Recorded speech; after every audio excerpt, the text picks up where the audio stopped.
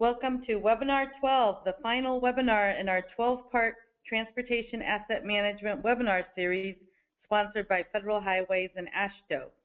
The topic of today's webinar is Transportation Asset Management Financial Plans. We have presented webinars in this series every 2 months, going back to 2012 on a variety of topics related to asset management. For more information on this webinar series, visit tam.transportation.org and click webinars, and you'll see all of the past webinars. You will find these archived, and they'll include a video and slides, and today's webinar will be posted on this site shortly. You can also link to this page from Federal Highways Office of Asset Management website. If you have any questions for the presenters today, please submit your comments or questions using the webinar's Q&A feature that you can find on the top of this of your menu for the web conferencing tool. We've entered the webinar into lecture mode, and in lecture mode you'll be muted by default and only the presenters will be audible. Presenters should use their phone's mute buttons to mute and unmute their phones in order to be heard. And with that, I'd like to turn it over to Nasran Sadatsman from Federal Highways. Nasran. Thank you, Yana. Federal Highway Administration is pleased to sponsor this webinar on Transportation Asset Management Financial Plans in cooperation with the AASHTO Subcommittee on Asset Management. As Yana mentioned, this is the last webinar of our 12-part series that we started back in 2012. And these webinars have certainly provided an opportunity to bring us together to discuss topics that are rather new to many of us. As Yana mentioned, all these webinars have been recorded, and you can access them online using the link at the bottom of this slide. Next slide, please. MAP 21 requires the state DOTs to develop a risk-based asset management plan. The plan must include an inventory of pavements and bridges, as well as conditions of these assets on the national highway system. It also must include objectives and measures, must identify performance gaps, and include life cycle cost and risk management analysis. And it also must include a financial plan. And of course, all the above steps lead to development of our investment strategy. Next slide, please. A financial plan is essential to determine what level of funding will be available to address network needs. And it is our way of communicating what we are planning to do with the available funding to manage the network strategically over a long term. Financial plan also discusses asset valuation and depreciation that can be used as a measure for financial sustainability. Of course, our office is committed to supporting agencies in integrating financial planning and asset management, either through research or reports, such as the ones that we will be hearing about in the first presentation, and also through education and activities such as this webinar today. Please visit our website where you can find additional information and resources. And with that, Yana, I am going to turn it back to you. Thank you, Nasran. Today's presentation includes 3 perspectives on TAM financial plans and their relationship to an agency's transportation asset management plan. We'll hear about the experiences of agencies just getting started with TAM financial plans, as well as those already engaged in this work. We will also have a chance to learn from international experience with TAM financial plans from Gordon Proctor. Presentations will highlight both successful approaches and some important lessons learned. The purpose of the webinar series is to share lessons learned, ideas, and knowledge with the asset management community.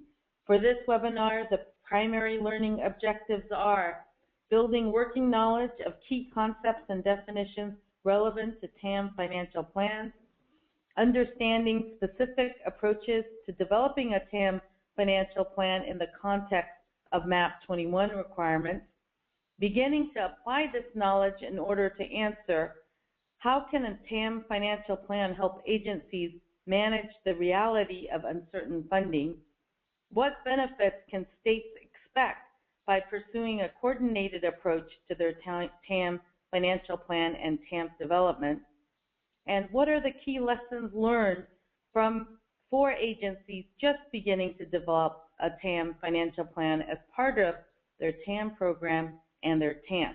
And of course, again, we're all here today to share lessons learned, ideas, and knowledge. For the agenda today, we started off by hearing from Nastron from the Federal Highway Administration. I will introduce our speakers before each presentation, but in brief, for our first presentation, we'll hear from Gordon Proctor of Gordon Proctor and Associates. Our second presentation is from Scott Richrath from Colorado DOT, and our final presentation we'll hear from Meredith Brady of Rhode Island DOT. And we'll have Q&A at the end. And just another reminder, please submit your comments or questions using the webinar's Q&A feature on the webinar anytime during the presentations, and we'll take each of those questions and comments in the order that they've been submitted at after our final presenter. Our first presentation from Gordon Proctor of Gordon Proctor and Associates provides an overview of TAM financial plans. Gordon has more than 15 years of experience at the Ohio Department of Transportation and has been working as a consultant for the past 6 years with the Federal Highway Office of Asset Management. Recent activities for that office include co-authoring 5 reports on how the practice of risk management can be used to improve the management of transportation assets. He also co-authored a report on how long-term financial sustainability metrics are used internationally and how they could be applied to transportation agencies in the United States. For several years now, Gordon has also supported the FHWA Office of International Programs in its efforts to identify transportation innovations abroad and to bring them to the U.S. He plays a similar role in helping Federal Highways and AASHTO to promote to state DOTs the innovations from the second Strategic Highway Research Program. And now I'll turn it over to Gordon. All right, thank you, Hyana, and good afternoon to everyone. If I could have the next slide, please. I like this slide when I talk about asset management and financial plans because it's a picture from the Cuyahoga Valley just west of downtown Cleveland. And it obviously is a snapshot of all the bridges that we have in the Cuyahoga Valley.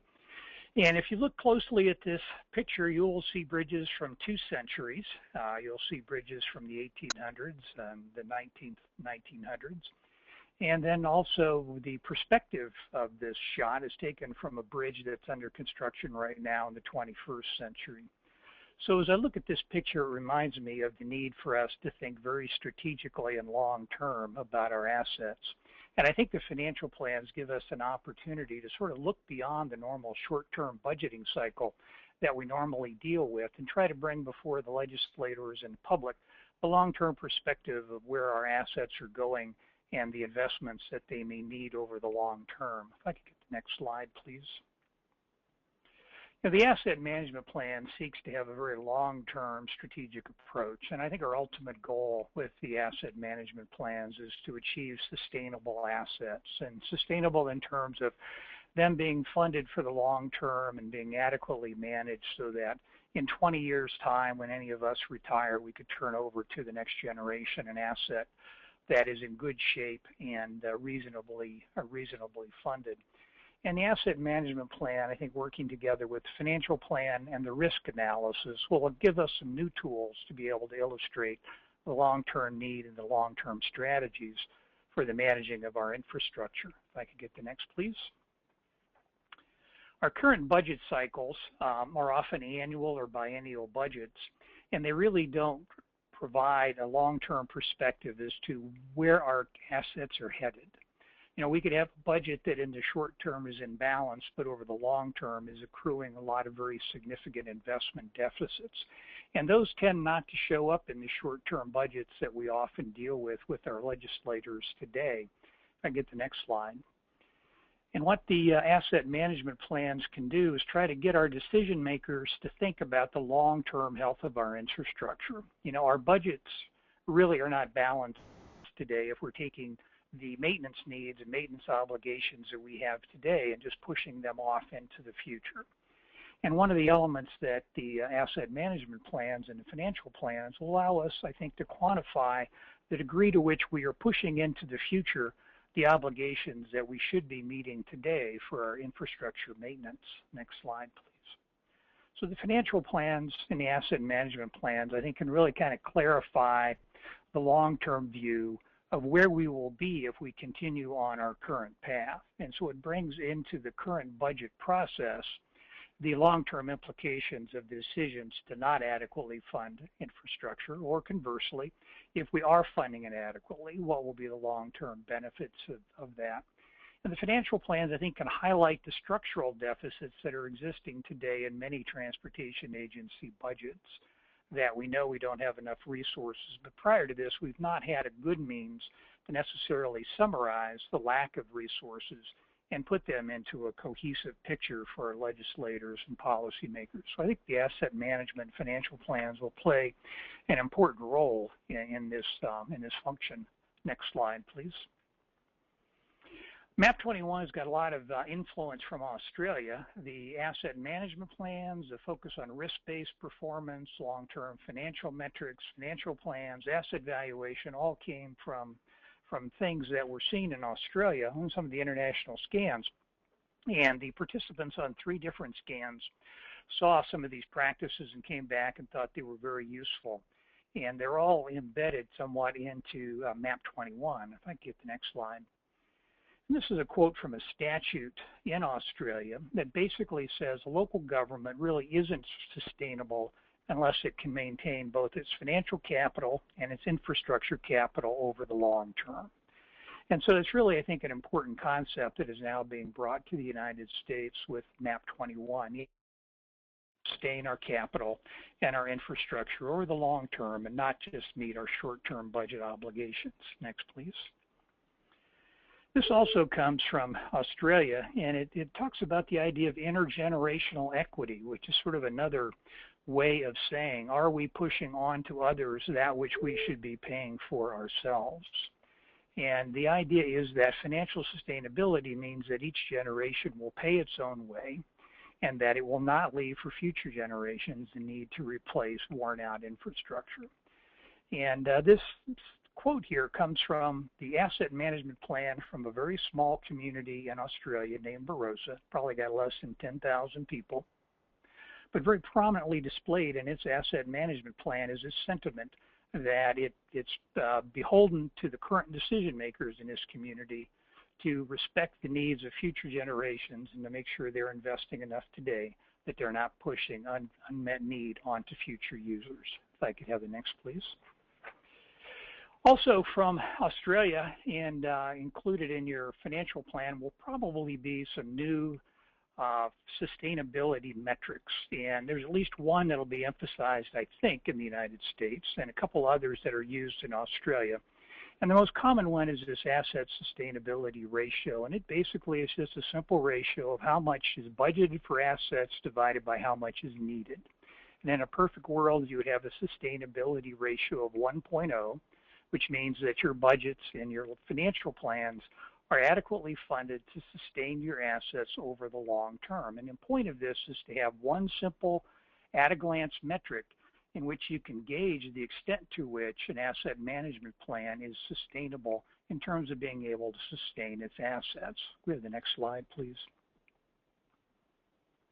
And some simple budget examples in today's budgeting cycle. Say you're an agency and you have $1 billion in revenue, which you see in line 3, and for each year, the next 10 years, that revenue will grow a little bit. Well, your legislature then appropriates $1 billion in your budget because that's how much revenue you have. And from a state budgeting standpoint, you've got a deficit of 0 because you're not exceeding your expenditures. But in reality, most of us know from an accrual standpoint that we're really accumulating or accruing a lot of unmet liabilities, which we are not showing on our budgets and which are accruing for future users to try to pay for. And if you look at the second lower example, you'll see that in line 11, officially there's no budget deficit. But in line 12, instead of $1 billion the first year, the agency really needs $1.2 billion. It's really carrying an unmet deficit of $200 million, which is accruing in the form of deteriorated conditions and unmet need and liabilities that will have to be met eventually. And the accumulating deficit over this 10-year period, as you can see, grows to about $2.8 billion. It's this type of 10-year forecasting and documenting of accruing liabilities that are highlighted in the Australian financial plans. And the idea is to get this future need before the decision makers of today. And it's not unlike the focus upon unmet pension liabilities that so many cities and states are focusing on now. They realize that budgets are balanced today, but because of these looming liabilities, they won't be balanced in the future, and they need to start thinking long-term about how they're going to balance their investment needs. Next slide, please. This is an example from a real state. It's a very preliminary analysis done by a state. These are actual first cut estimates for what a state thinks it's going to be able to budget for these various program categories for each year through 2023. And right now, again, in a current budget, you would be looking only at 2014 and 2015. But with this format, we get to look out and look at the red and yellow lines, which are the unmet pavement need and the unmet bridge needs, and try to bring those into the decision-making process today. And as you see, the last line is the sustainability index. And for this state, the sustainability index today is about 0.8, which means it's investing about 80% of what it needs to sustain its assets over the long term. But by the end of the forecast period, that sustainability index will be down to only about 4.47.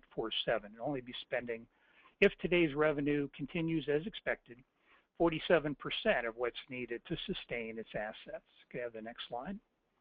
This results then in some graphics that look like this, with the green and the blue being the pavement and the bridge budget, the red and the yellow being the unmet pavement and bridge needs, and the black line representing the declining sustainability index. The point here is that by being able to capture these sort of, I guess I think of them as icons, that could go into our budget testimony, that could go into our STIPs, go into our TIPs, go into our programming documents. Hopefully we'll be able to communicate better to the public and to legislators the trajectory that we're on and our ability to sustain our assets. If I could have the next one.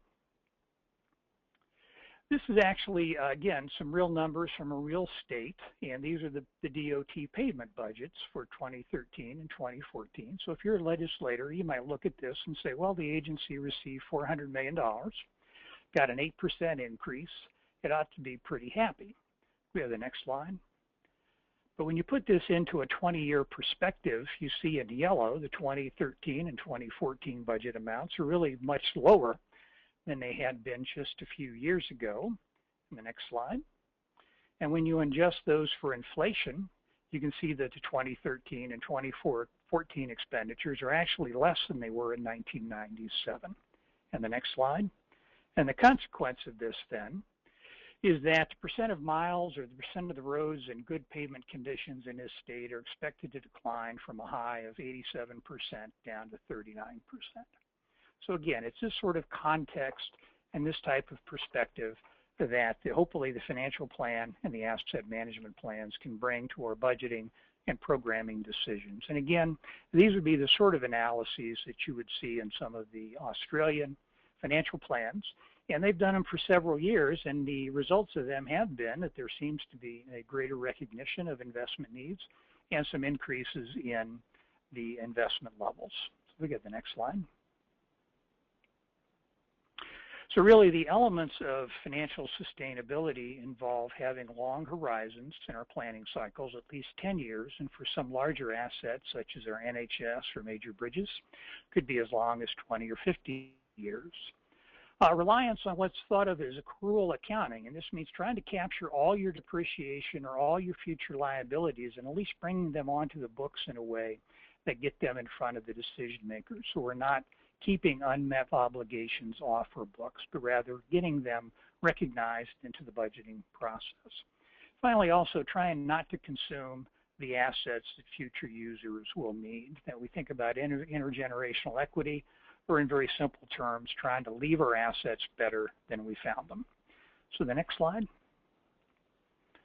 This is another quote that comes from an audit of local governments in Australia, and I found it interesting in that they're really making the emphasis here that asset management and the developing of financial plans really isn't just a compliance exercise. It's really an exercise about trying to manage the risks to the long-term health of your assets. And the greatest strategic risk we face is whether or not we're able to sustain our assets over the long term. So hopefully the financial plans and the asset management plans will allow us to paint a pretty clear picture of whether we're on a sustainable path or not. And the next and final slide here. So really, I think in conclusion, the asset management and its accompanying financial plan can serve a variety of roles. It can be a very important strategic document showing everyone where we're headed and what are our needs, what are our gaps, what are our revenues, and are we operating sustainably. Hopefully it can be an effective communication tool to reach the public and legislators and others about where we are and where we're headed. Hopefully it can play a role in the political process of framing the budget discussions and budget debates and having an influence upon the demand that you may face for new projects or other needs. And finally, hopefully it'll play an important role in the programming process and that it can really illustrate the major risks that are facing us. So the asset management and financial plan and risk plans that have been successful in Australia, I think have been brought into our country in MAP 21.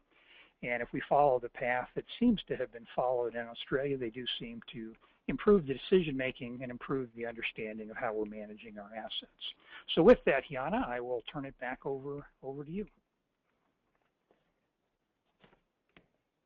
Thank you, Gordon. Our next presentation is from Scott Richrath of Colorado DOT. Scott is the Chief Financial Officer for CDOT, overseeing accounting, finance, and certain business office and other services. He joined the department's Office of Financial Management and Budget in 2006 as the department's legislative fiscal analyst before becoming the Transportation Performance Branch Manager within CDOT's Division of Transportation Development. In this capacity, he managed the department's performance reporting and staffed the Transportation Commission's Asset Management Committee. Prior to joining CDOT, Scott served as a program manager for Colorado's Division of Water Resources, where a significant portion of his work was dedicated to federal grant applications. Scott also has served as an adjunct faculty in strategic management for Johnson & Wales University. Now I'll turn it over to Scott. Thank you, Yana, and if you could go to the next slide, please, and skip one more ahead. You provided me with the introduction. Thank you very much. This is just an overview of the entire webinar, and Gordon did a great job of outlining what Australia is doing. I think you'll see a lot of common elements in what we're doing here in Colorado. The part that I'll want to focus on is kind of in the middle of that paragraph, and it's the benefits of developing a transportation asset management financial plan. I think some state DOTs that haven't begun this already might be looking at this as a box checking exercise. How can we make sure we meet the MAP 21 requirement, satisfy federal highway, and move on about our daily business? And I, for one, would discourage states from looking at it that way. There's a lot of benefits that can be recognized out of really rolling up your shirt sleeves and getting into not only what are the budget expectations for each asset, but what are the needs, what are the conditions, And we'll even give you a little bit of a glimpse of what a sustainability index might look like, though we don't call it that here in Colorado. If you could go to the next slide, please. I'd encourage state DOTs that haven't gotten into the financial plan component of the risk-based asset management plan to not think of this as starting from scratch, not look at what they're doing in Australia and say, we've got to write this from page 1 to page 100.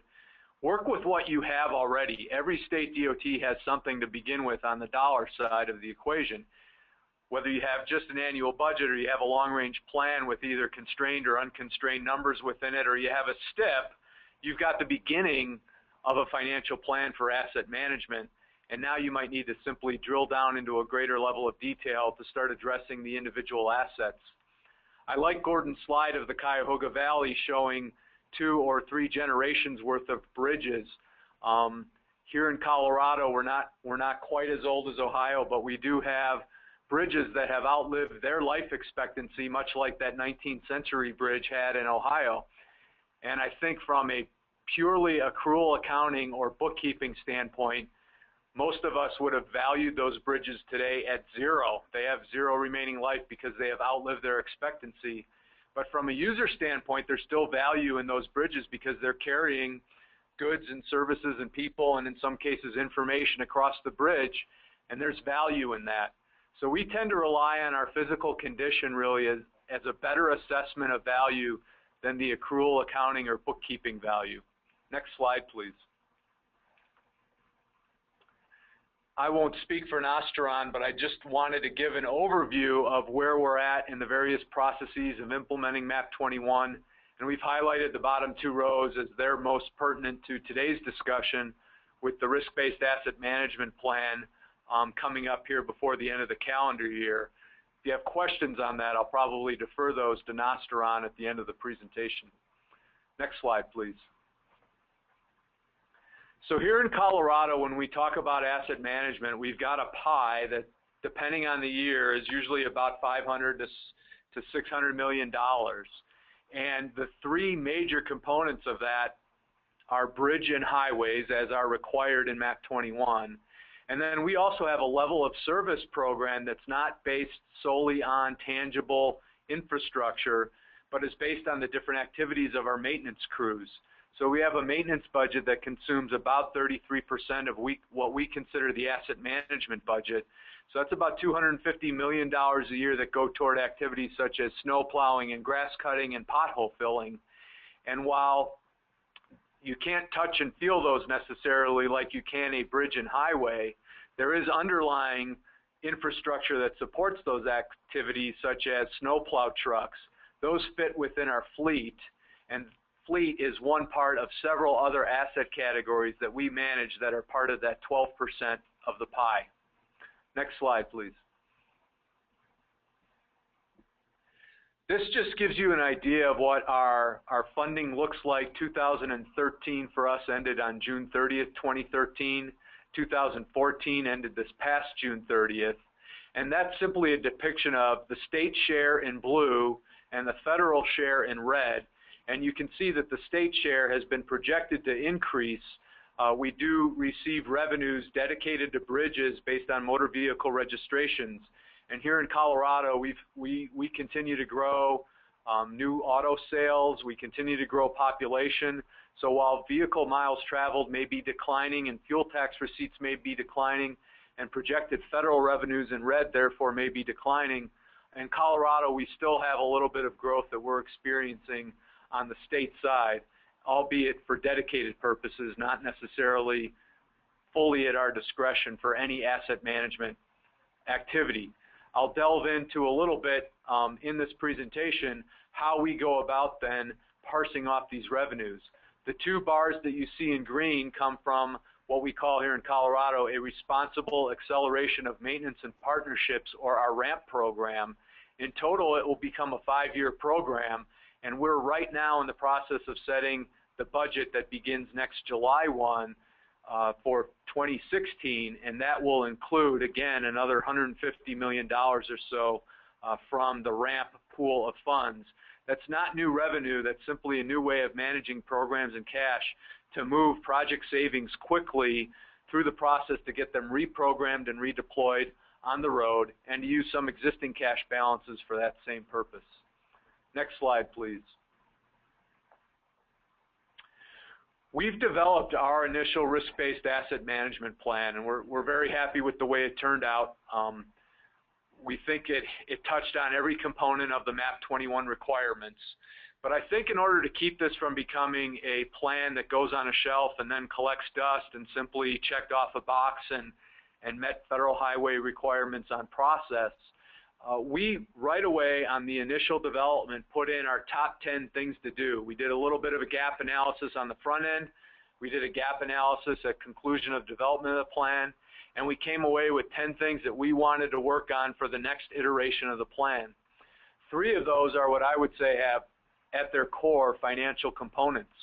We're developing and documenting the budget distribution process as we speak right now, and as we do that, it's asset management working together with program management. That's taking all of your projects and bundling them under one or more groups or umbrellas to get a statewide perspective of your overall funding need and overall funding capability, and then pairing that with cash management to determine how you get revenues to the right projects at the right time so that can be deployed and quickly move to construction, so that you're not setting aside funding today for activity that won't occur for 2 or 3 more years, and then measuring that a year or 2 later, and always being about 5 years in arrears on what your condition is versus what your spending was. We're trying to get more real time here in Colorado. The second part is what I think is the most exciting part, and that gets at cross-asset optimization, and it's determining whether that last dollar available to a DOT should be spent on a bridge, on a highway, on intelligent transportation systems, on a piece of fleet equipment, on an office building that the DOT owns and operates its activities from. And we're slowly moving in that direction by bringing more and more of our asset categories into that model. Finally, the third part gets at, what's the right scope of an individual project, and how do you best move the needle on your condition within your asset management model? And that starts to move from the financial end and back toward the traditional engineering side of a DOT's business.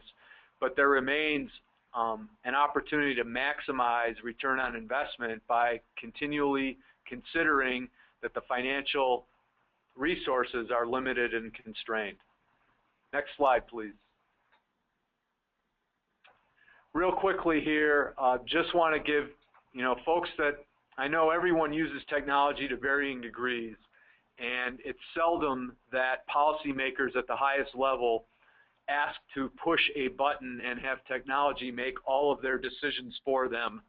We've come close to that here in Colorado, for better or worse, and we have had our governor-appointed 11-member Transportation Commission ask and push staff toward getting us from moving toward a deliberation process we go through today, which we call the Delphi process that I'll show you in a moment, and get more at having the computers maximize our return on investment, ensure the longevity of all assets, and ensure that we're optimally spending that last dollar.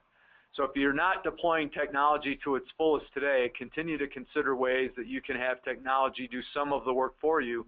And if for no other reason than to help validate some of the decisions, the policy level decisions, the project level decisions that you're making on an individual basis today.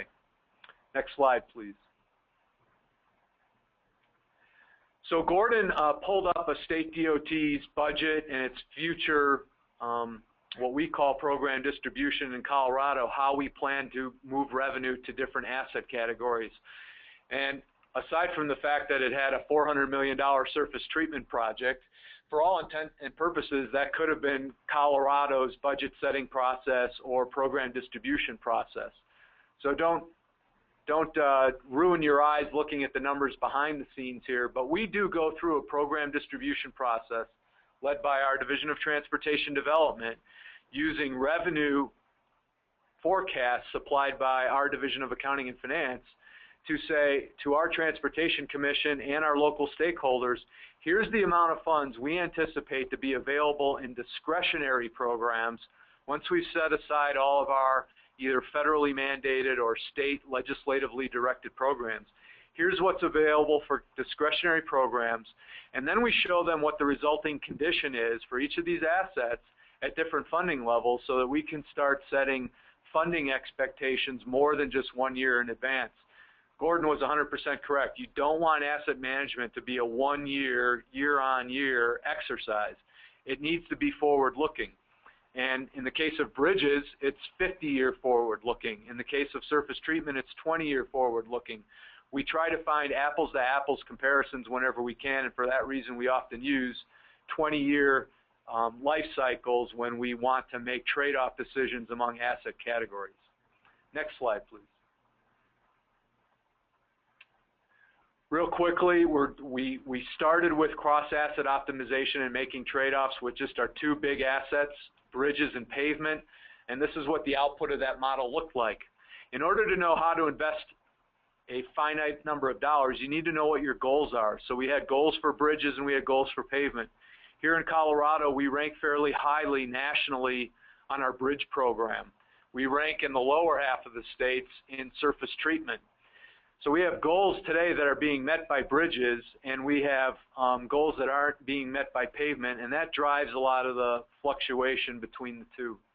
Next slide, please. Gordon talked about a sustainability index, and he showed a matrix of annual budgets with funding need and funding availability and a resulting deficit.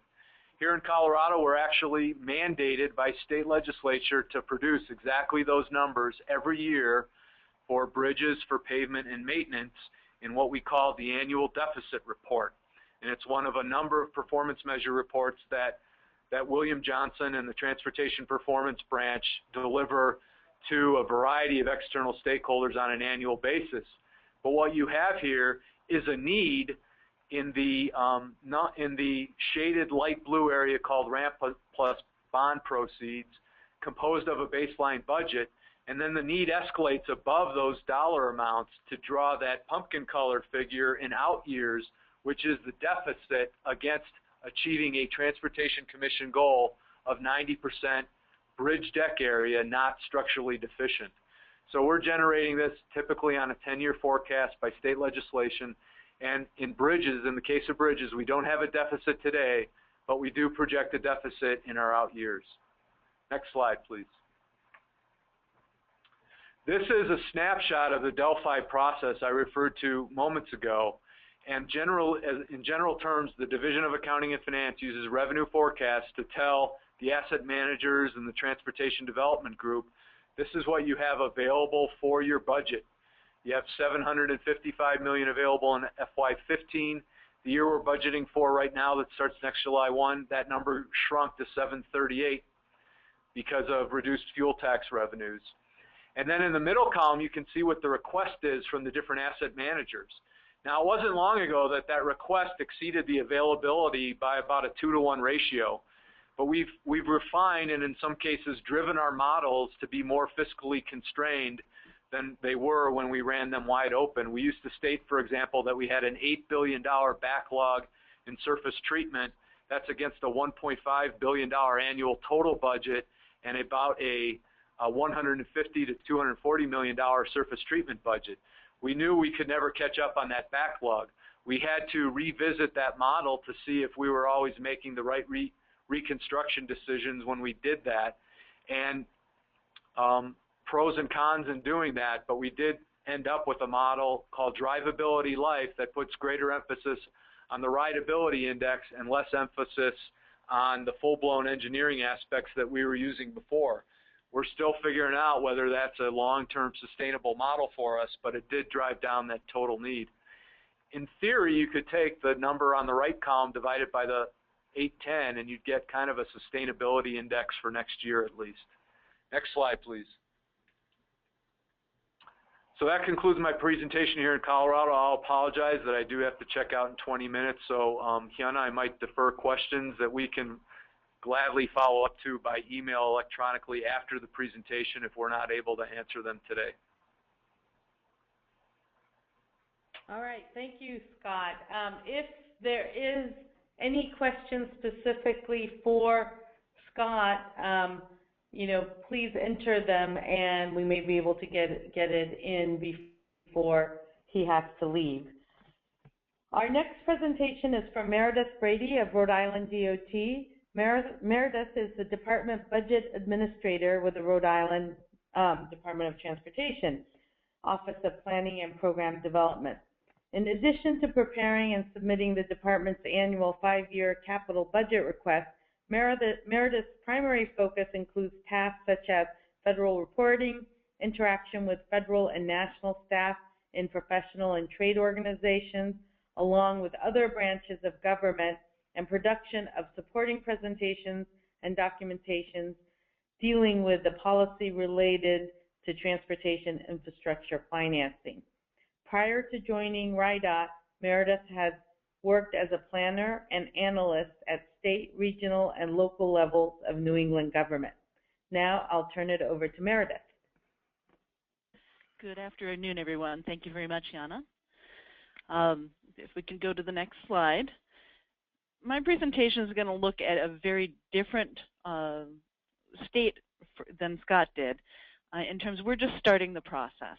And one of the good things that we're finding out is without knowing where we were headed and exactly why we were doing it, Rhode Island has been starting the transportation asset management financial planning effort for many years. In this state, we've had a number of different organizations that have moved forward with studies of our transportation funding needs. Some private groups, our statewide planning, which actually has been largely the planning arm for transportation for a number of years and produces our long-range transportation plan, which is transportation, it's 2035 right now, but the one that is most well-known was Transportation 2030. We also had the 2008 Governor's Blue Ribbon Panel and have had a number of legislative commissions. The 2008 Blue Ribbon Panel is still cited for showing the gap between our actual resources and needs. You can see the graphic on the right-hand side of the slide, where we came up with a $285 million annual funding gap and looked at that over into the future over a 10-year period. The long-range transportation plan laid out a scenario that's also very often used in conversations where not having enough funding and falling behind was sinking. Staying just barely afloat was obviously treading water. Swimming was starting to get a little ahead, and then winning the race was actually improving the condition of all of our transportation infrastructure. Next slide. So this is, some people who in the audience may have heard our director here at Rhode Island DOT speak in the past. He's well known for using these bucket charts, which show our sources and uses of funding. Our program, as compared to Colorado, is obviously much smaller, and we have a heavier reliance on federal funds. We also have an outstanding Garvey bond, which needs to be repaid, and I'll talk a little more about that. And I'm setting this all up in discussion, talking about what our financial situation is, both as one of the risks and one of the things we need to look at clearly in the financial plan. But we had, until this past year, we've only had 3 primary sources of funding. We've had our state level match to our federal program, which was done through general obligation bonds, so that we were paying back debt service on those bonds, and that was growing. And we had the federal funds, and then we had our gas tax proceeds, which for DOT, we were getting approximately just under 22 cents of a 32-cent gas tax was coming to DOT. The rest of the gas tax went to other transportation agencies. Next slide. So as I mentioned, our Garvey program debt, we're winding down on our projects. We did 5 major projects, over $650 million in projects. We have payments to the end of 2021, so through 2022, from our federal funds, and we have motor fuel bond payments. So 2 cents of that gas tax I talked about is going to pay motor fuel bonds through 2028. Obviously, we have some commitments of our funds that aren't going to be able to be changed in the future. Next slide. And up until there was a change in the system, we were looking at paying up to more than $70 million a year in our gas tax funds toward paying off the debt on our match to our state program. Next slide. The other financial risk we're looking at, and every state is looking at, is what's going to happen at the federal level. As I'm sure you're all aware, although that we've had the extension in MAP 21 through the end of May, we only have an extension in actual payments through the beginning of December, and so that's caused us to have to scramble in the short term and certainly doesn't help with long-term planning efforts. Next slide. We also are looking at, in terms of risk and dealing with our financial issues, we need to look at inflation, particularly for construction. At the national level, we're looking at a slight upturn in inflation after the big drop-off as we moved into recession at the end of 2008, 2009. Next slide. We also have to look at storms and emergencies. Here in the Northeast, we're dealing with a greater frequency of storms that were once considered potentially 100-year storms. We're also dealing with greater magnitude of damage. When we had Superstorm Sandy that came through, New York was particularly hard hit, but so were coastal regions in Connecticut, Massachusetts, and Rhode Island. Our winters are not predictable. We have had to look long term. We use a 5-year average looking at our winters for planning our winter maintenance costs as well. Next slide. So in 2012, the transportation infrastructure funding picture really began to change in Rhode Island. Our legislature realized we had a problem. All the studies that had been completed, both the governor and legislature eliminated bond borrowing to match the federal program. This was a huge step for us. We were able to increase license and registration fees with a 3-year phase-in, to set aside another funding source in the state, Rhode Island Capital Plan funds, specifically to help with the match, and created a highway maintenance account, the HMA, into which these funds were deposited for use, again, to match our federal program. So there were no more bond issues.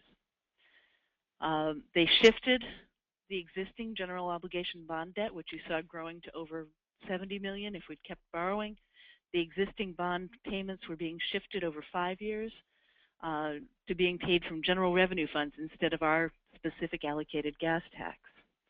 We had planned the Seconic River Bridge transfer to the Rhode Island Turnpike and Bridge Authority, which was completed, and we anticipated tolling that bridge. Then in 2014, they expanded the highway maintenance account. They shifted all license and registration fees, basically all transportation-related revenues, to the account. And they index the gas tax so that every 2 years they'll take a look at the gas tax, and we actually will potentially have a 1-cent increase in gas tax every 2 years. However, tolling was eliminated, and 3.5 cents of our share of gas tax was reallocated to the Turnpike and Bridge Authority in the place of tolling. And our public transit agency received a portion of our available funds. In addition to that, our bond debt was returned to the highway maintenance account from being paid from the general fund. So we had a few more challenges placed in our way, but the net balance was greater moving forward into the future. Next slide.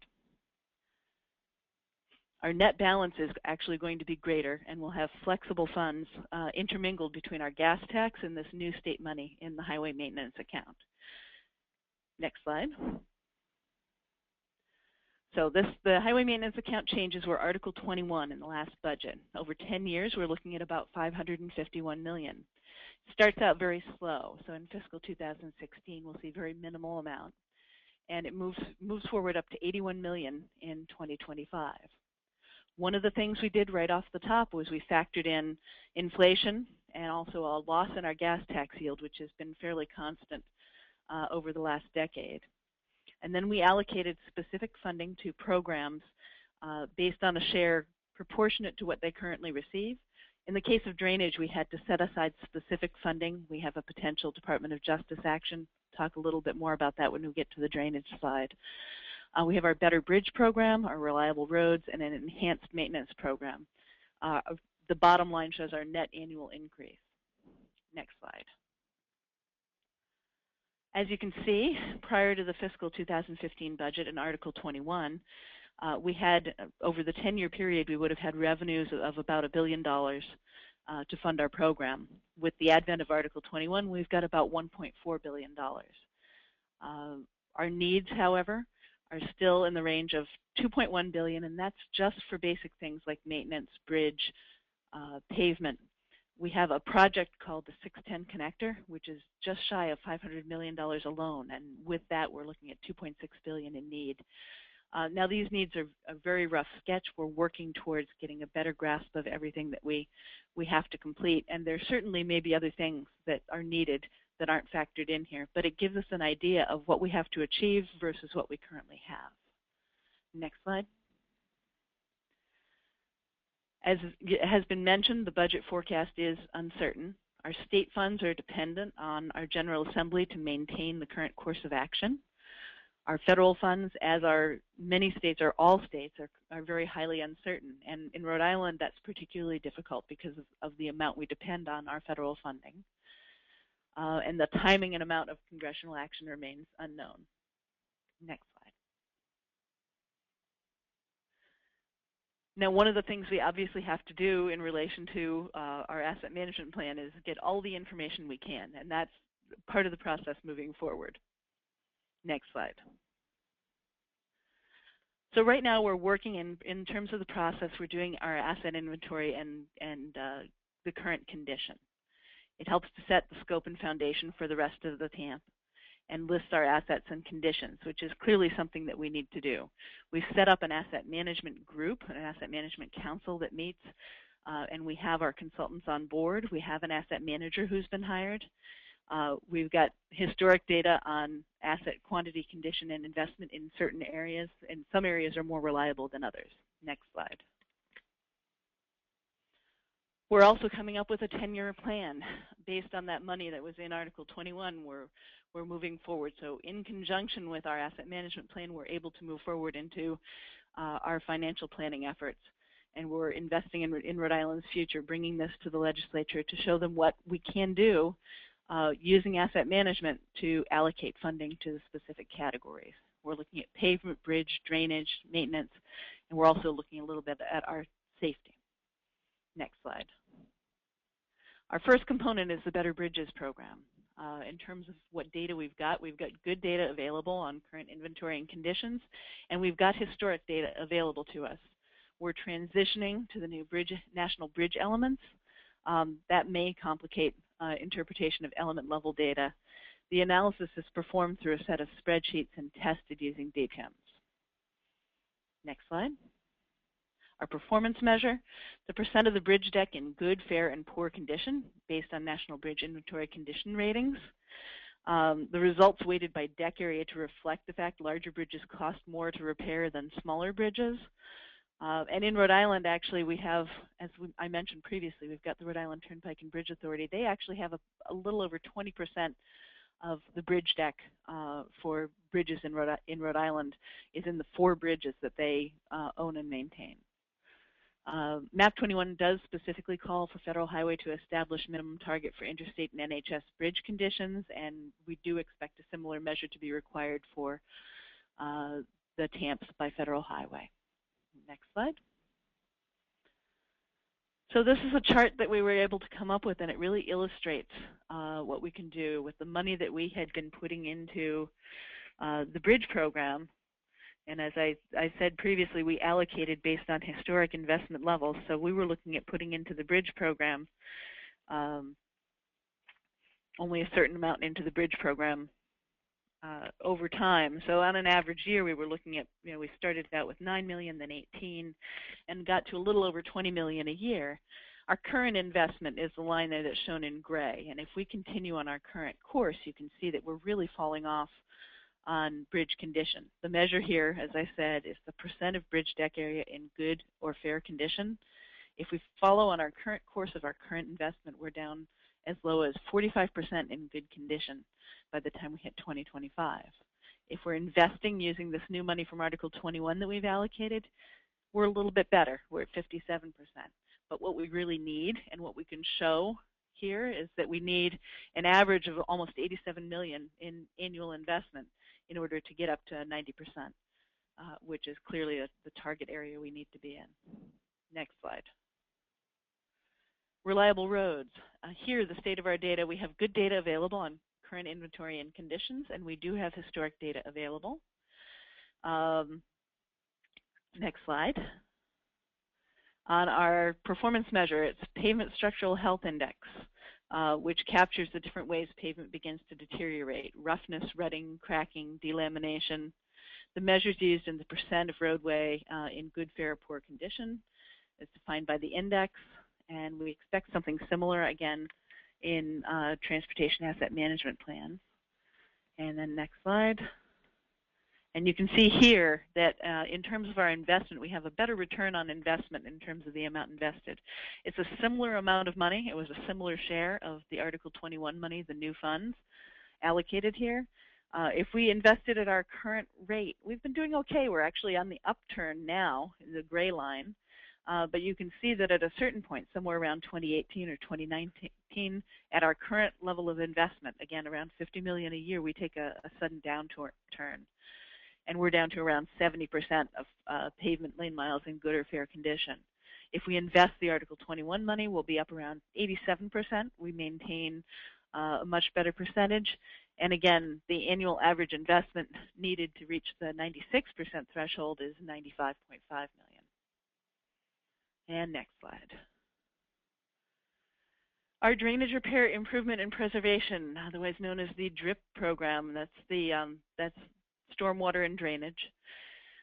We have an estimated and approximate count of the number of assets. We're looking at about 25,000 catch basins. We're in process of formalizing the inventory, but we need to do a lot of work on that. This is one area where we need to collect a lot of data. We do have some data on the number of catch basins cleaned by our maintenance staff and through construction contracts. Difficulty here is that up to 50% of our basins cleaned by maintenance are often repeated from prior seasons due to flooding, siltation, other issues. Next slide. Our performance measure here was still under discussion, but we're likely going to use the percent of catch basins cleaned and inspected versus the whole system. When we're looking at what's being required under our potential Department of Justice order, there are 7 different factors that are being looked at. But the single largest and most expensive factor is, in fact, the catch basin cleaning and repair. And in fact, our biggest problem is that once we clean catch basins that haven't been cleaned for years, we're looking at actually having to repair many of those catch basins. As I said, it's complicated by significant compliance issues, and we're trying to negotiate and come up with a resolution with the Department of Justice. And 7 criteria, 4 of them are currently met, 3 of them are not, and catch basins are definitely a costly asset pool. And then next slide. You can see here, if we have a target of 5 years, that green line, we're going to need to put in somewhere around $16.2 million average in annual investment. We're looking at putting in about an additional $5 million through Article 21, and that only gets us halfway in over a 10-year period. And 10 years may not be an acceptable threshold, but that's something we're looking at, whether it's a 5-year or 10-year target. It takes a long time, and it takes a lot of investment to be able to clean and repair all of those catch basins. So this one is a fairly dramatic difference in the results. And if, compared to the other investments, it's a fairly minimal investment, but anything we invest here, clearly we have to look at what we're not investing in other areas. Next slide. This is our last area. This is maintenance. State of the data here, we have a number of different assets. We've got winter maintenance, we've got pavement and bridge maintenance, we have emergency response. Our maintenance division does many different things. We have limited data available to measure maintenance performance. Our performance measure that we're using here is the percent of our fleet in good and fair condition. We're classifying our vehicles that are older than their estimated useful life as poor, and it's used to illustrate the changes in overall maintenance budget. We could actually do a number of different measures for maintenance, and we may in the future, but we're trying to get a single consolidated document to be able to take to stakeholders, to legislators, to convince them of the need for further investment using our asset-driven basis. Next slide. Our maintenance performance and investment, as I said, we have the percent of the fleet in good or fair condition. Currently, at a $2.5 million annual investment, we're only going to be around 39%. It's a fairly constant line. There have been some years in the past, the last couple of years, we've actually been able to improve the fleet. there were several years where we couldn't do any purchases at all. And at a certain point, we have 1999 trucks that were still running just a couple of years ago. If we invest $5 million annually, we're looking at a 91% figure for fleet in good or fair condition, and $7.4 million on an annual basis would get us to that 100% figure. So this is, again, so it's a decision-making tool that we're going to be able to take to people. Next slide. And just to wrap this all up for you, we've considered all the risks. We're in the process of considering all the risks. One of the things to remember is that there's a certain point at which you have to stop considering the risks and start making investment decisions. And one of our next steps, I was glad to see Scott referring to the cross-asset analysis and trade-off analysis, because I think that'll be one of the next steps that we start looking into. Next slide. Just overall, what we're getting started with, we're taking a look at our current financial situation. What are our current needs? That includes our asset inventory and knowing exactly what we have. Do we have funds to meet the needs? If not, what's our gap? How can we use those funds? How can we get the best results? And what are the risks in not meeting each of those individual needs? I think it's important to remember that funding is both a risk and a tool to address risk. We have to look at it as part of the risk picture, but then hopefully are able to use it also to mitigate risks to the best effect using asset management. And with that, I will conclude my presentation. Thank you, Meredith. All right, that concludes our presentations for today. Thank you to all of our presenters. I think there was very nice synergy across our three presenters today. If you have any questions, please type it into the Q&A feature of the webinar toolbar. We'll take them in the order as you put them in, and I think we have probably lost Scott and the CDOT folks. So I mean, if someone is filling in, they can respond, but we'll go in the order that the questions came. So the first question is from Melanie Reynolds from Georgia DOT. How are you defining needed to sustain assets in line 12, I think, of your slide, Gordon? I think the question, is how do you calculate the figure for the needing, the total amount that you need to sustain your assets? Gordon? Yeah, it's a good question. It would be, what would it take to achieve the defined condition level that your agency has identified? So if you're trying to achieve a certain pavement condition rating or bridge condition rating or a maintenance sufficiency rating, what would it be to achieve that? And that is a bit of a tricky number in that it's got to develop it responsibly and based upon a rational, comprehensive approach of both preservation, maintenance, rehab, and reconstruction over the 10 or 20 years of your plan. But it would basically be, what would it cost to achieve your condition level with a balanced maintenance and preservation program? Thanks, Gordon. Our next question is from Charles Trainer, and the question is, while the need is apparent to most transportation professionals, convincing tax increase averse elected officials of the need is a different critter. Who is doing effective communications with the state legislators who generally control the major non-federal sources? Note, I'm in a state that provides almost zero authority for tax increases beyond property taxes, now capped at 3% allowed annual increase. Any thoughts from any of you on the panel? This is Meredith. I'll take a stab at that one. I think we've done some pretty effective communication in Rhode Island, although I may be a bit biased. But one of the things that we found is really important, and in particular with the asset management plan data to be able to back us up, is showing where if we make investments now, it will cost less in the future. I think that's a really important thing to be able to, important point to be able to drive home to people. I think that's something that a transportation asset management plan can really help with.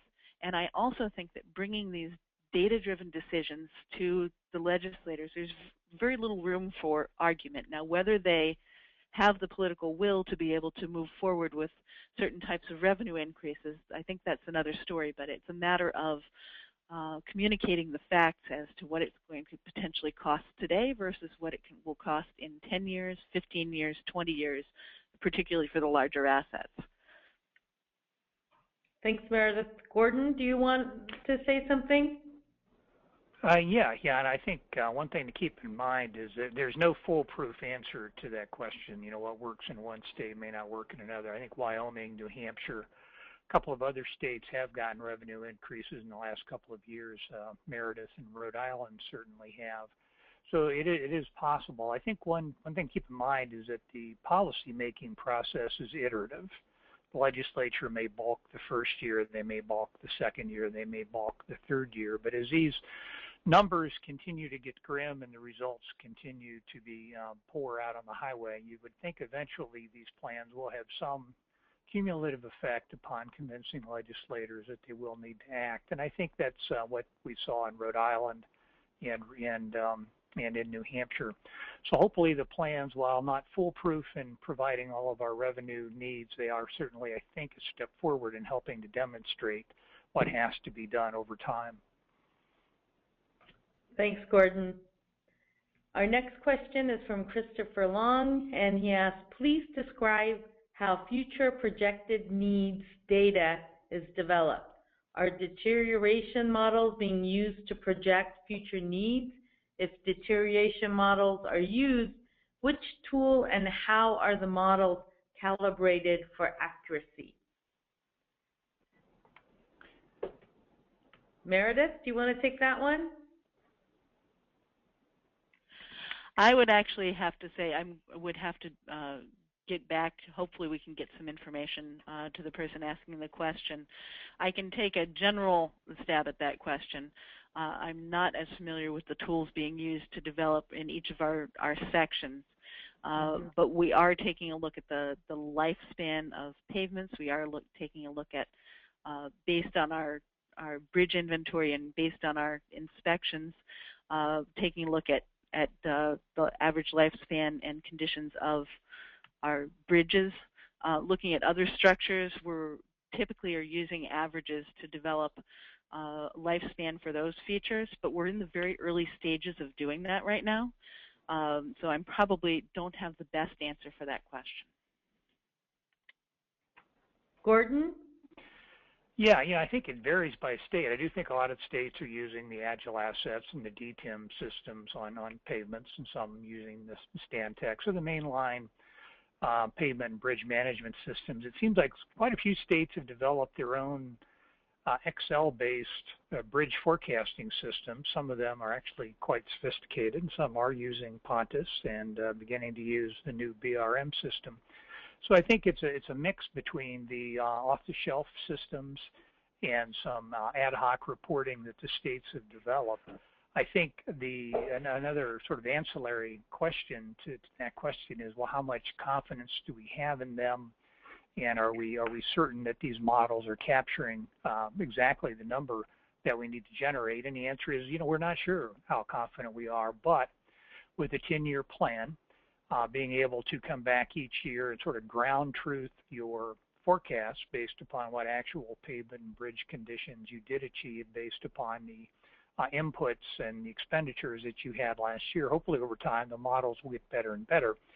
And one of the beauties of the 10-year forecast is we do have time to improve our forecast each year, recalibrate them based upon the amount of investment that we have, and each year make those models a little better.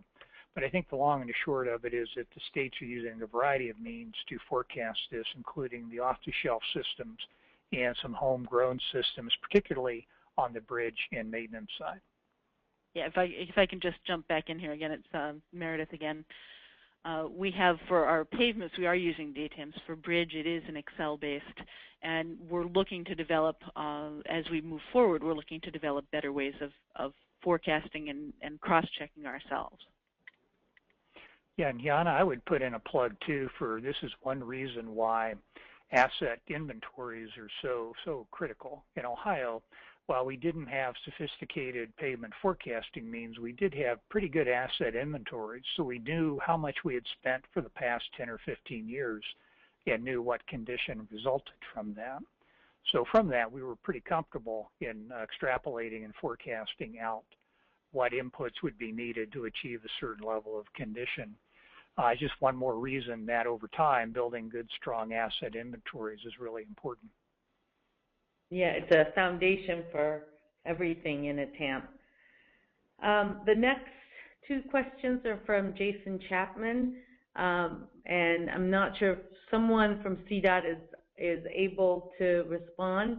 And the first question is, CDOT, what are you doing that your state funds are increasing in 2018? Is there someone from CDOT on the call? I know that Scott had to leave. Okay, we'll get that answer after the webinar and post it in the AASHTO website. The next one is for RIDOT, and it's what prompted the Department of Justice to issue orders on infrastructure. This is the Department of Justice orders are on our drainage and stormwater systems. We have an MS4, so it's the municipal storm sewer permit that RIDOT is the one who actually has issued the permit. We have that permit, and we've had that permit for a number of years and have not fulfilled all the conditions, and largely because of a financing aspect. We simply haven't had the funding available to put into the ongoing maintenance.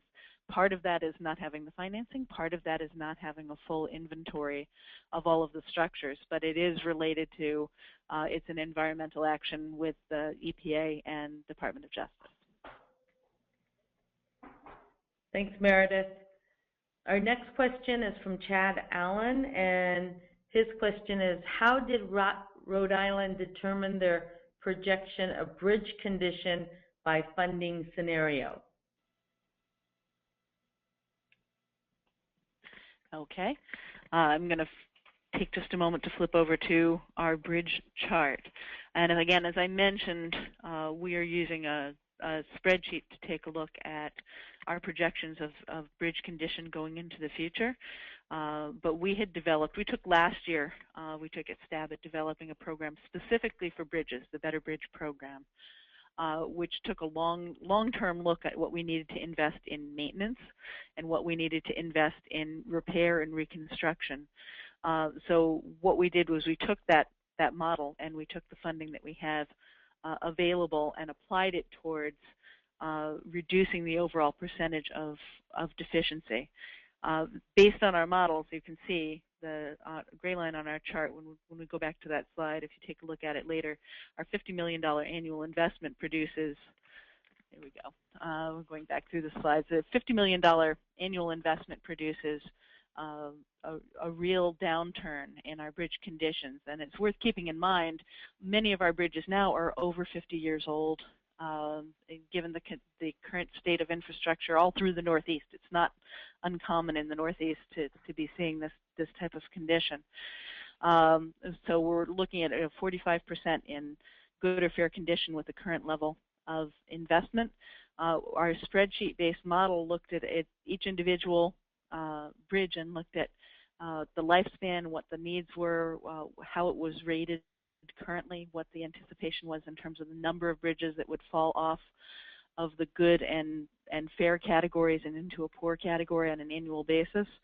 And we applied the funding that was made available to see where that would get us in terms of our overall bridge conditions. So hopefully that answers the question. I'd certainly be happy to discuss that further with the person asking that question if necessary. Thanks, Meredith. And then the next question is from Paula Hammond, and the question is, has anyone successfully found a way to make trade-off decisions between pavement, bridge, and major electrical, drainage, etc. investments when revenue isn't sufficient using asset management tools? Gordon or Nastron, you have a kind of a national perspective. I know, Meredith, in Rhode Island, you haven't been able to do this yet. That's something you're hoping to get to, and you mentioned that in your presentation. But Gordon and Nastron, do you have any states that you've seen where they have been able to do this trade-off decision making? Well, it seems as though many states are taking early steps at it, and as Scott showed between the two assets of pavements and bridges, they have taken a stab at it. I don't know yet that the state of the practice is such that any state is making final decisions based upon those. I think it's still a work in progress, and I mean, I think as Scott indicated, it was a factor on influencing their decision and validating their decision, but not necessarily the determinant of their final funding levels. Mm-hmm. Nastron? Yes. Yes, the states are, MAP 21 actually mandates the use of management systems in developing asset management plans. So what states are doing basically, they use their management systems and for bridges and pavements to come up with some sort of balance between their pavement program and bridge program to address the performance of national highway systems. But as you know, there are only, at this point, there are only 7 asset management plans that they are sort of completed, and not a lot of states, have their asset management plan to the point that we can say, yes, they are doing it or they are not doing it. But they are required to use their pavement and bridge management system to come up with that balance. Thanks, Nastron.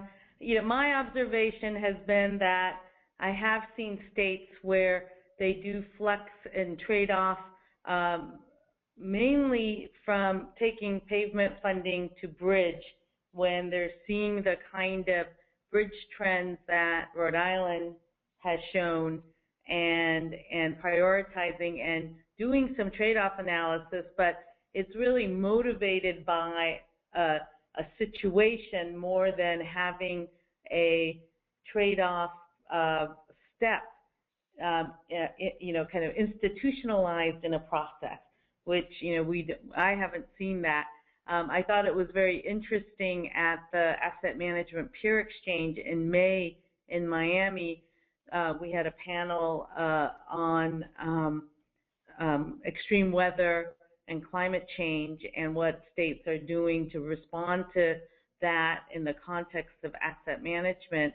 And a question, Dave Kuhn from New Jersey DOT asked the question, is anybody in the room, not just the panelists, actually taking the information that they are gathering through their projects and understanding the impacts of extreme weather and risk and for the assets, and actually funding them and trading off other asset funding to respond to this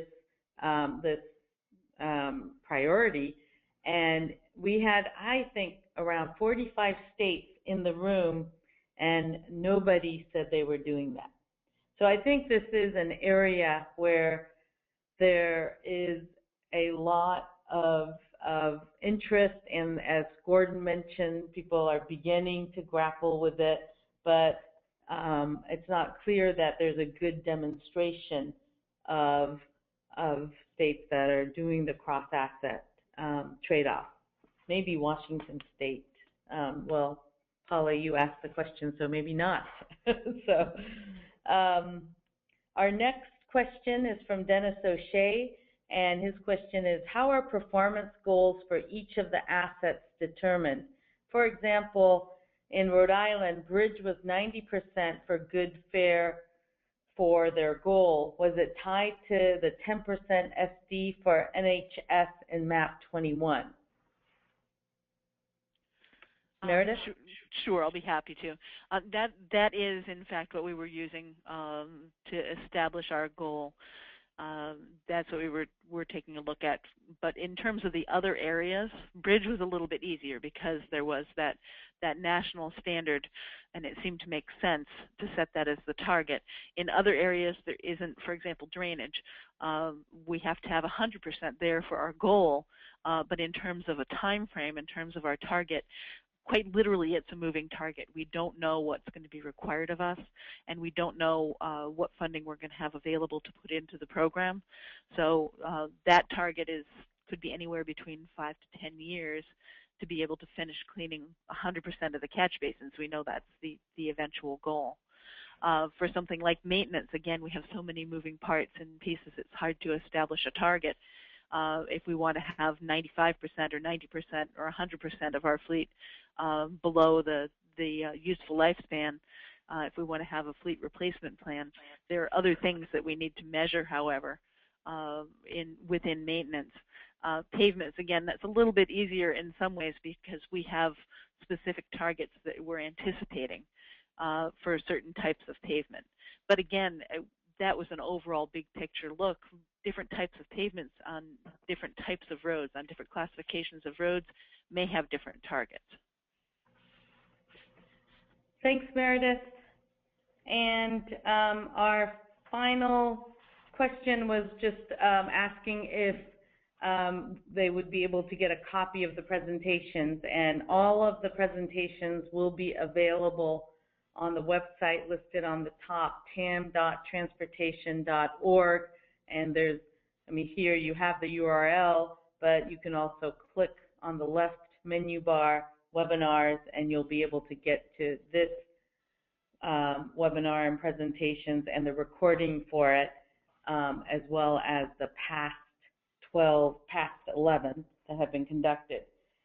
So I want to say a final thank you to all of our presenters and to both AASHTO and Federal Highway, who've made such a big contribution to the transportation community with these webinars.